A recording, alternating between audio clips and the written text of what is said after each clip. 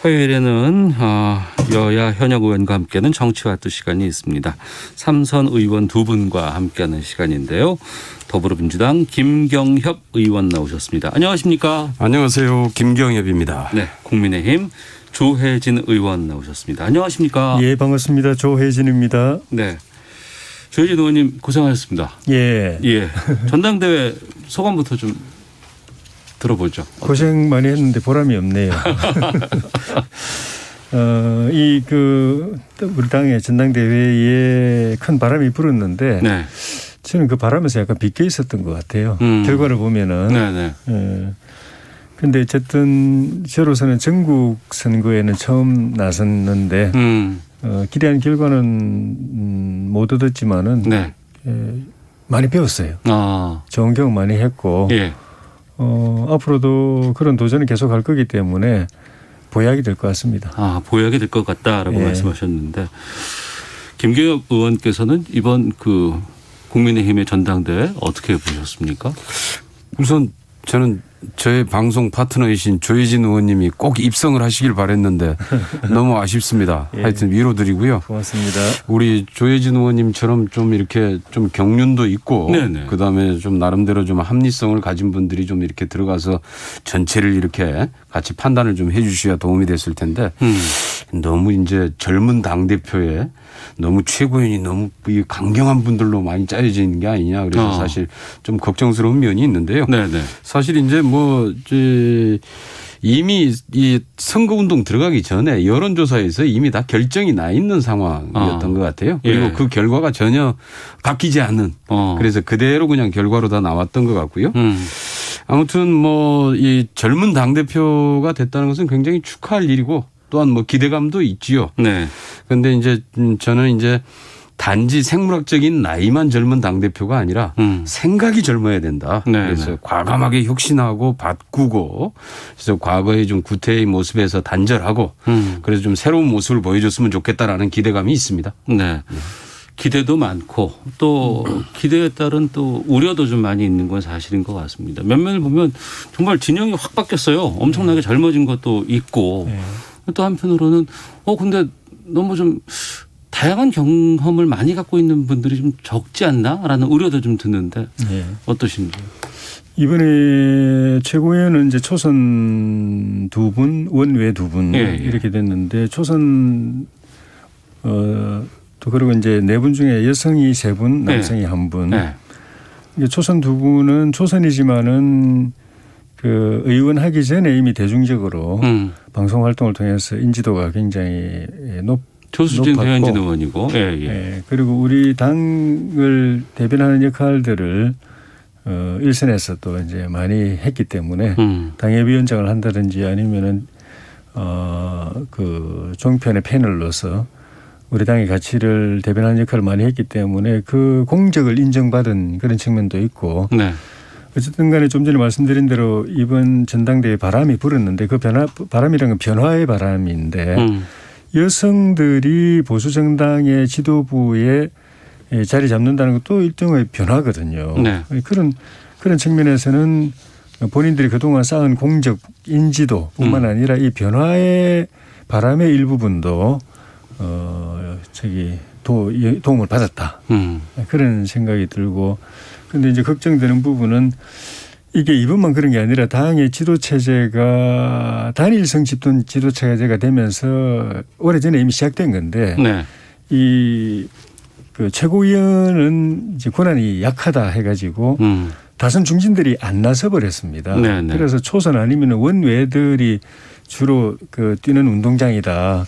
이런 인식이 있어가지고 제가 이번에 명시에 그래도 당의 지도부인데 네. 삼선이 뛰어드니까 다들 이상하게 생각을 할 정도로 우리가 초선이나 원외가 뛰는 운동장인데 웬 삼선이 뜬금없이 들어와 뭐 이런 분위기도 좀 있었어요. 분위기 자체가 그냥 재선도 없었겠습니까? 예.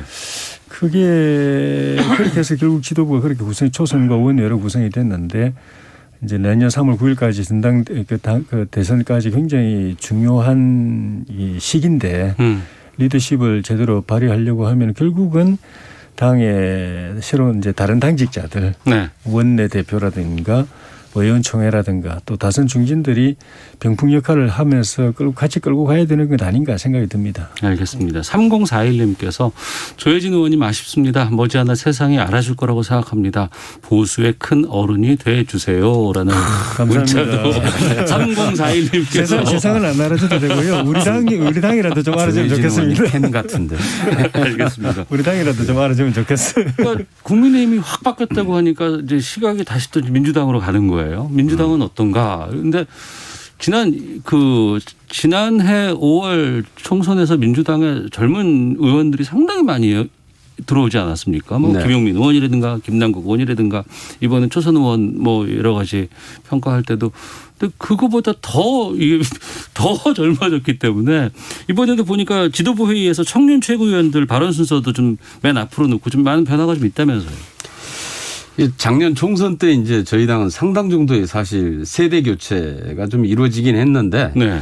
저는 이제 그런 문제들이 우리가 아직까지 전체적인 민심 이렇게 해서 민심을 수렴하는 방식이 이렇게 해서 갔다면은 이제 민심을 좀 더 좀 세분화해서 예. 세대별로 때로는 계층별로 지역별로 이게 굉장히 의견들이 사실 이 현안 문제 하나에 대해서도 의견들이 전부 다 좀 다른 경우들이 많아요. 그럴 수 있습니다. 그래서 좀 이런 문제들을 좀 다양한 의견들을 좀 세분화해서 좀 들을 필요가 있다라는 거고 그게 단지 하나의 보여주기식의 어떤 민심을 듣는 모습이 아니라 네.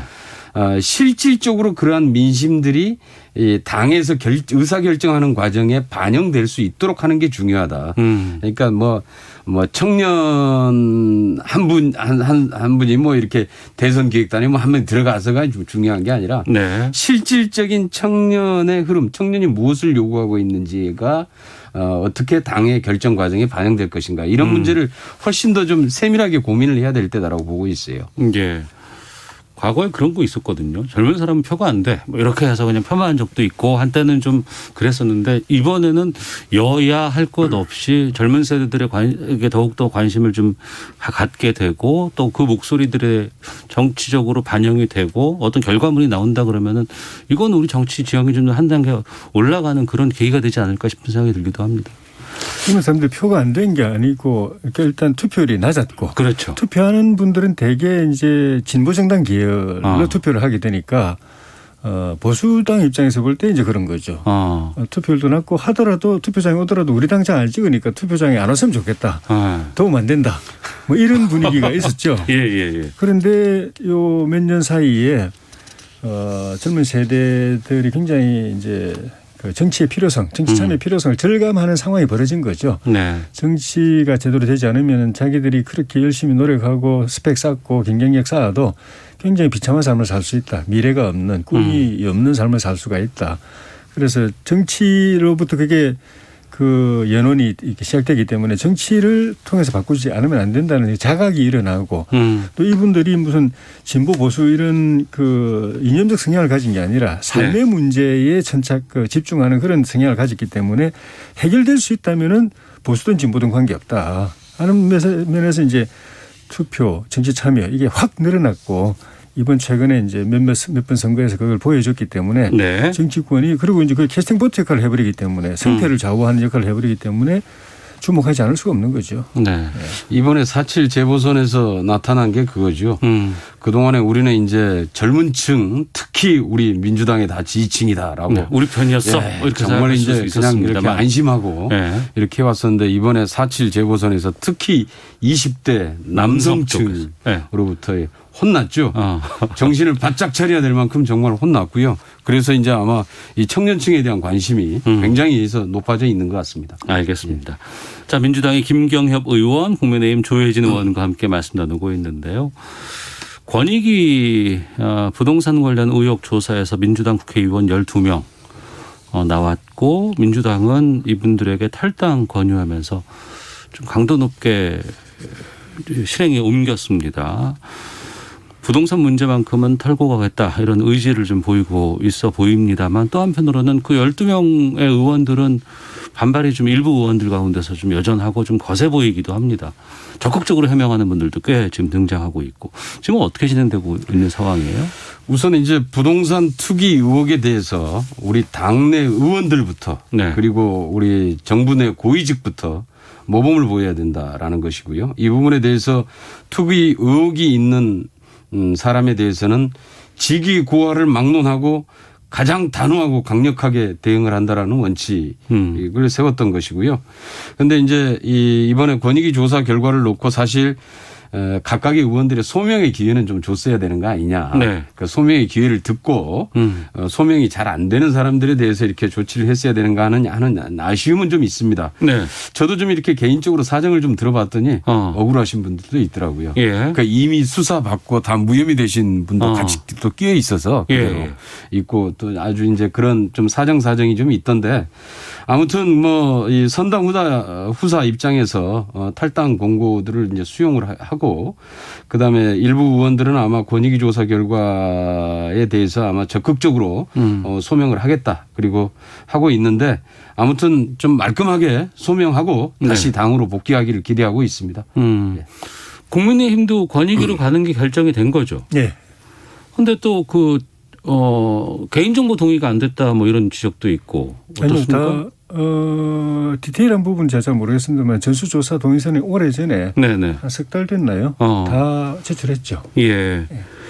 그러면 이번에 어떤 결과가 나오면 그 이후에 그럼 민주당처럼 그렇게 가는 겁니까? 아니면 또 다른 길을 선택할 수도 있습니까? 어떻습니까? 결과가 나오면은 국민이 납득할 조치를 안 할 수가 없죠. 그게 뭐 아주 구체적으로는 민주당하고 똑같을 것이냐 뭐 어떻게 이건 비교할 수는 없지만은 예.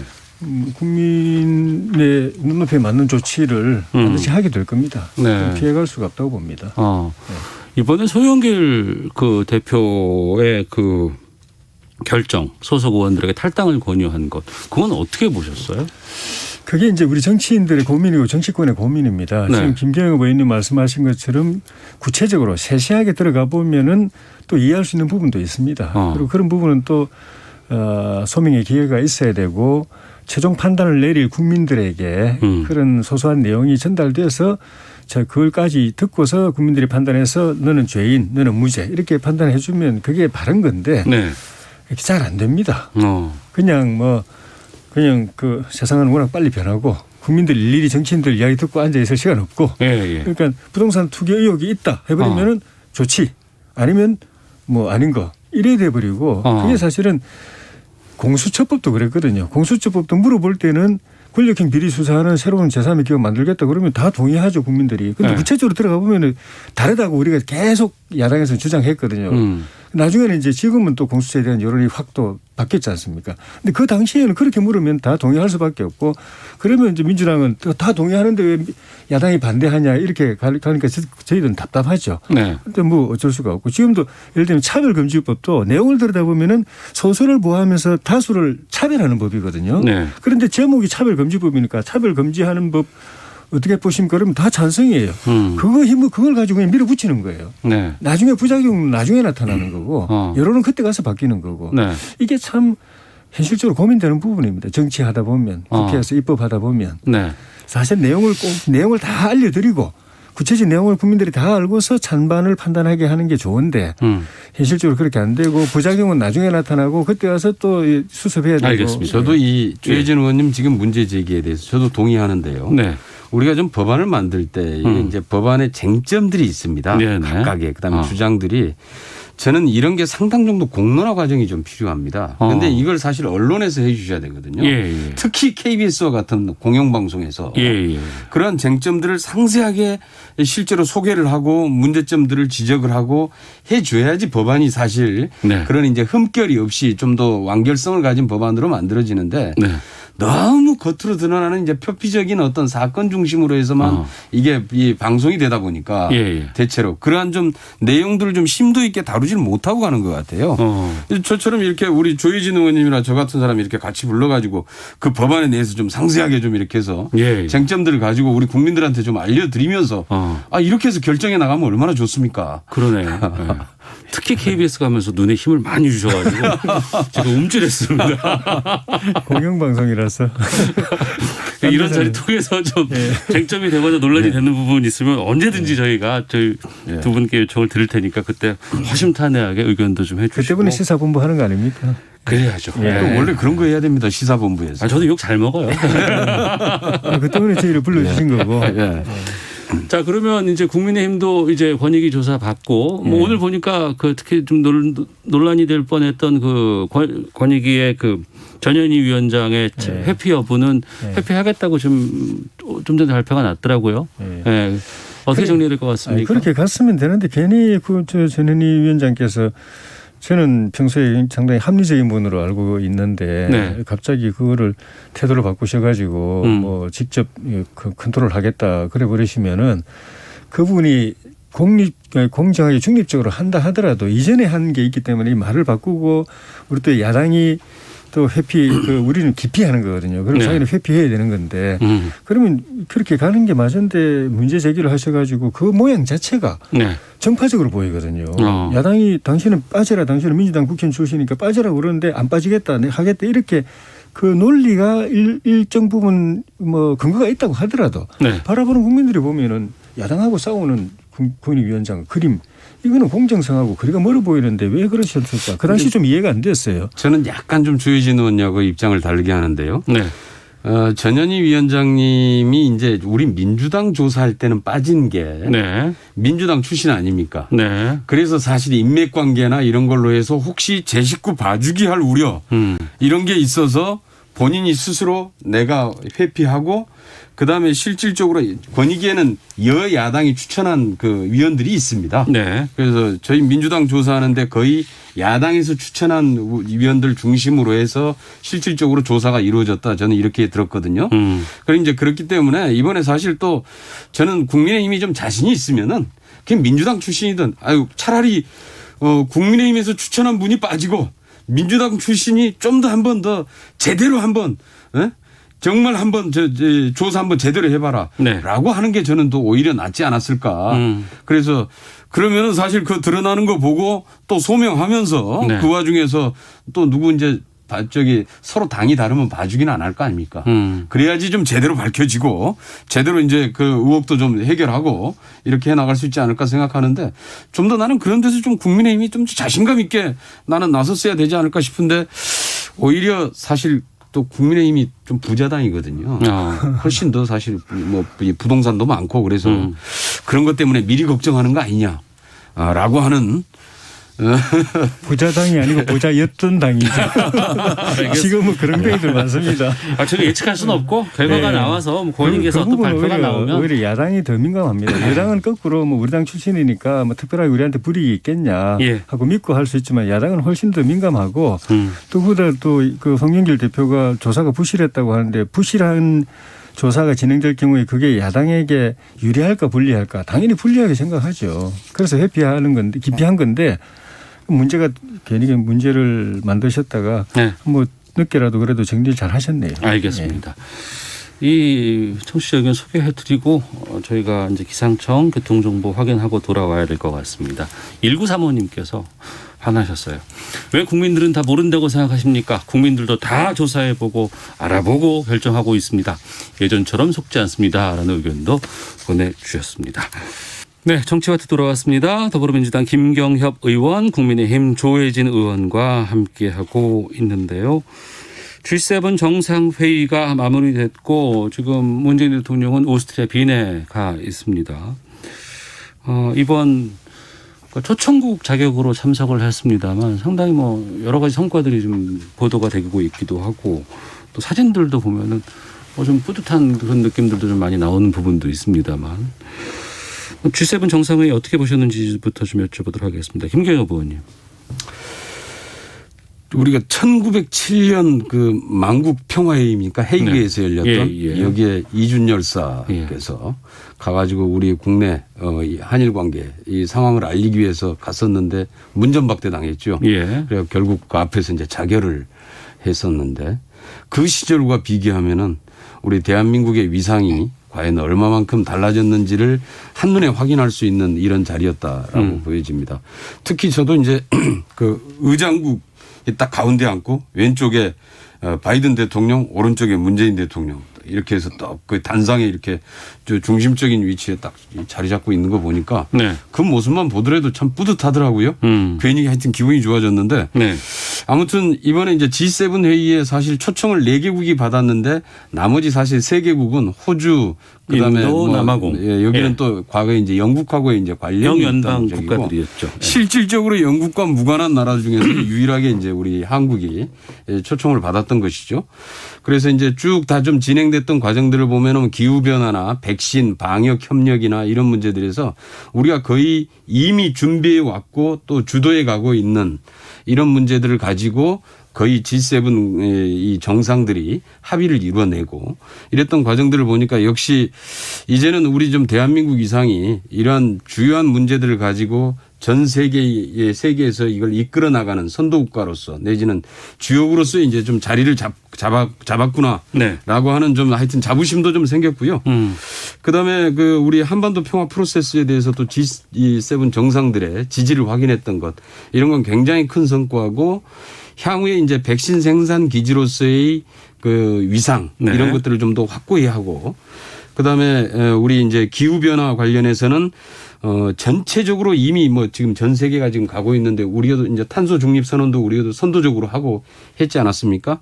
그러니까 이런 문제들이 향후에 우리가 좀 그 글로벌 시대를 이끌어가는 한국의 좀 주도적인 역할을 확실하게 좀 자리를 잡게 했다라는 그런 계기가 아니었냐라고 네. 보고 있습니다. 고무적인 말씀을 많이 해주셨는데 조혜진 의원께서는 어떻게 평가하실까도 주로 궁금합니다. 똑같습니다. 대한민국은 이미 큰 나라 됐고 이번에 미국 방문했을 때도 우리가 44조 원인가 투자한 뭐 대우도 충분히 이제 받았고 네. 그만큼 세계 무대에서 중요한 국가, 주요 국가가 됐고 우리가 조금만 더 국민 통합해가지고 열심히 하면 저는 7위권 나라, 5위권 나라에도 저는 도전할 수 있다고 보고 그걸 우리 한국몽으로 저는 생각해야 된다고 보고 네. 그런데 이 나라 위상이나 국민들 수준은 그건데 공무원들 수준은 아니에요 보니까. 공무원이요? 이번에 다된밥에 콧 빠뜨린 게 그 사진 조작해가지고 네. 창피 국제사회에서 창피당한 거잖아요. 남아공한테 외교적 결례를 범했고. 아 남아공 대통령의 사진을 편집해서 빼버렸잖아요. 아 예. 문 대통령이 조금 더 가운데 오게 만들려고. 그게 그런 유치한 게 대한민국 수준하고는 완전히 동떨어진 공무원 수준을 보여주는 겁니다. 공무원 전체 그렇다는 게 아니라 그 해당된 공무원들 그 국가 홍보하는 그 공무원들 수준이 국격을 떨어뜨린 거예요. 네. 그래 안 한다고 해서 대한민국 국격이 뭐 낮아집니까? 말씀하신 대로 초청받은 것 자체. 네네. 뭐 그 자체로 그리고 초청 안 받아도 이미 대한민국은 그런 나라고. 그런 게 참 유감스럽고 네. 외교 쪽에서 자꾸 그런 일이 발생하는 게 저는 참 걱정스럽고요. 다만 이제 조금 우리가 부담스러운 거는 어쨌든 이번 이 정상회담이 미국이 주도한 이 대중 포위 전선이 확장된 측면이 있거든요. 네. 쿼드나 이 인도 태평양 전선에서 이제 G7까지 확장되고 나중에는 이번에 44조 달러인가 이 투자를 통해서 아시아, 아프리카 또 뭐 중남미까지 이렇게 확장될 가능성이 있는데 어쨌든 미국, 중국하고도 우리가 공존 공영해야 될 관계, 특히 경제 분야에서는. 네. 중국은 이 부분에 굉장히 예민하게 나오고 있기 때문에 우리가 이 선택은 불가피하다고 봅니다. 이 구단에 참여하는 건 불가피하다고 보지만 그 숙제는 그 숙제대로 지혜롭게 잘 해결해 나가야 된다.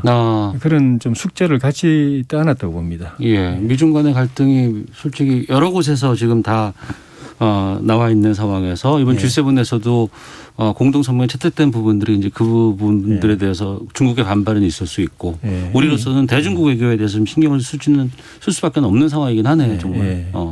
그리고 또 하나는 이제 일본과의 이제 상황인데 스가 총리와 이번에 양국 간에 뭐 약식 회담이라도 좀 하려고 했었다가 그 일방 취소가 됐다더라 뭐 이런 보도들도 나오고 있고 이건 어떻게 보시는지도 궁금한데요. 김경엽 의원님. 원래 지금 G7 국가의 회의에 네. 우리나라가 초청을 받았을 때부터 일본은 반대했죠. 그러니까 거의 G8로 한다더라 뭐 이렇게 했을 때 일본이 안 된다고 뭐 그랬다는 얘기도 있어요. 예, 반대했어요. 예. 일본은 아마 이제 국제 무대에서 우리 한국이 위상이 올라가는 거에 대해서 굉장히 경계를 하고 있는 것 같아요. 이유는 왜 그런지 모르겠어요. 좀 심해. 이게. 예. 그리고 이번에 아마 그 G7 회의하는 데도 보니까 그 단상에 의장이 앉고 왼쪽에 바이든 오른쪽에 문재인 대통령 앉아 있을 때 맨 왼쪽 끝부분에 이제 스가 총리가 앉아 있었지 않습니까? 예. 그 스가 총리의 표정이 이렇게 쳐다보는 표정이 이렇게 사진으로 봤더니 아주 그 어둡고 안 좋더라고요. 예.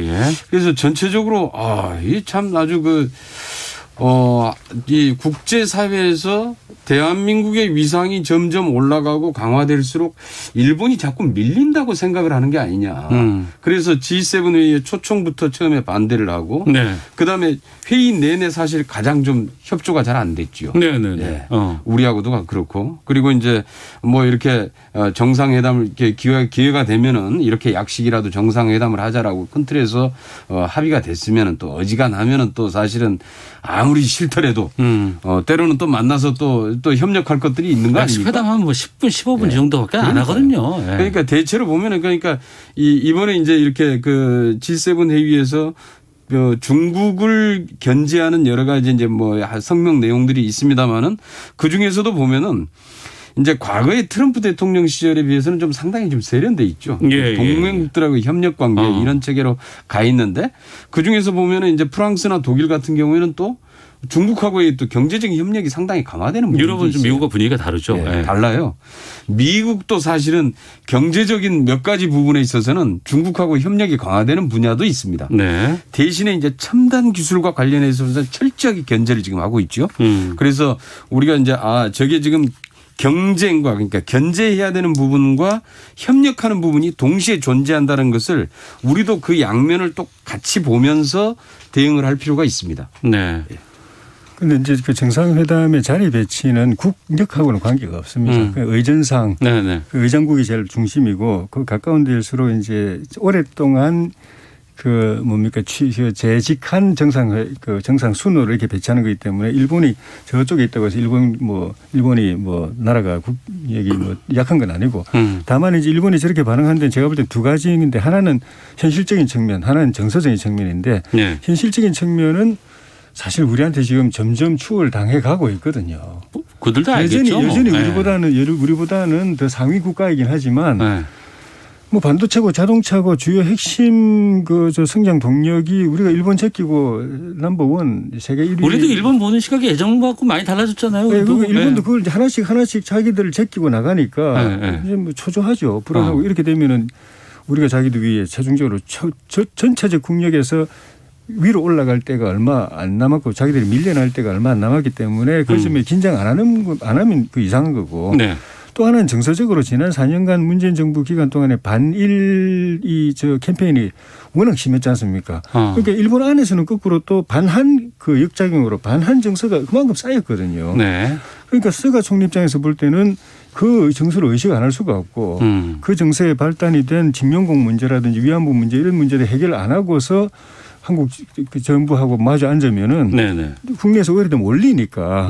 그런데 지금 이 문제는 정부가 하급 법원에서 조금 그 문제 실마리를 풀긴 했지만 정부 차원에서 아무것도 지금 내놓은 게 없기 때문에 서가 입장에서 볼 때는 만나서 뭐 자기들 국민들한테 내놓을 게 없었다고 봐야 되는 거죠. 그러니까 실무 차원에서 선에서 정상회담 해보려고 하다가 안 된 거였는데 그 안 됐으면 그걸로 그냥 안 된 상태에서 더 노력해야 되는데 그걸 또 안 됐다고 약속 어겼다고 서로 공방하고 치고받고 하는 것 자체가 앞으로 1년 동안은 이게 문제 해결되기 어렵겠다. 다음 정부로 넘어가야 되겠다 하는 생각이 드네요. 스가 총리가 지금 일본 내에서 굉장히 좀 어려운 입지가 좀 어려워져 있어요. 특히 방역의 실패, 그다음에 백신 접종의 혼란상, 백신 접종도 지금 제대로 잘 진척이 안 되지 않습니까? 그러면서 일본 내에서 굉장히 곤란한 처지에 지금 몰려 있는데 아마 일정 정도 정도 이러한 좀 국내에서의 이 취약한 지지 기반을 이 한국하고의 좀 더 좀 이 대립각을 명확히 세우면서